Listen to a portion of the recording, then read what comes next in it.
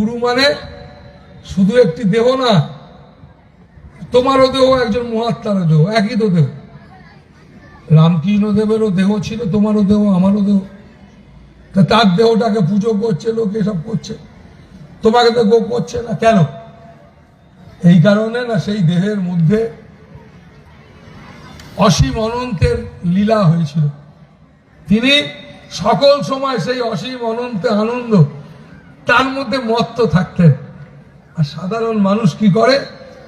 এই ছেলে মেয়ে, টাকা পয়সা, গয়না, কামনা বাসনা, একে মার তাকে ধর, এ অমুক সে তাই, এসব বাজে জিনিস নিয়ে পড়ে থাকে। তাই বাজে জিনিস নিয়ে পড়ে থাকলে যা হয় আর কি।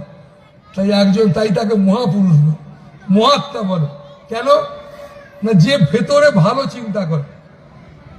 তাই তার কাছে গিয়ে মানুষ, তাই দেখবে সাধু সন্ন্যাসীর কাছে গিয়ে কোনোদিন কি, যারা মহাত্মা বুঝলি, মা বাবার, তাদের কাছে আমার ছেলে হচ্ছে না, আমার মেয়ে হচ্ছে না, চাকরি হচ্ছে না, এসব জিনিস গিয়ে বলতেন।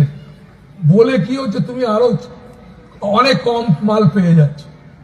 তুমি যদি অনেকটা পেতে, তোমার মাল কম পাওয়া হচ্ছে। কেন বলছি কথাটা?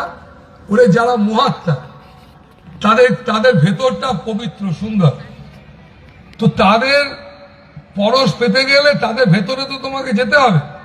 তুমি কাঁদলে ধরি হবে? দিন রাত লোকে কাঁদছে, হাসছে।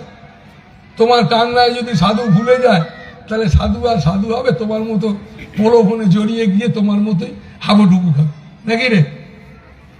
যদি তোমার কান্নায় সাধু ডুবে যায়, তাহলে তোমার সে সাধু কি করে? সে তো কেঁদে অস্থির হবে, তুমি যেমন কাঁদছ।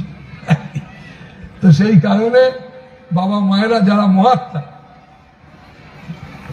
দেখ, যারাই ফুল বেলপাতা দেয়, সব করে, আমি তাদেরকেও খুব সম্মান করি, তারাও খুব সম্মানী, তারা সব জেনেছে পারে, তাতেও মঙ্গল হয়। কিন্তু মহাত্মার কাছে গেলে কি মঙ্গল হয়? মহাত্মার কাছে গেলে এই শারীরিক রোগ জ্বালা তো যাবেই, ভববন্ধন থেকে মুক্তি লাভ করবে।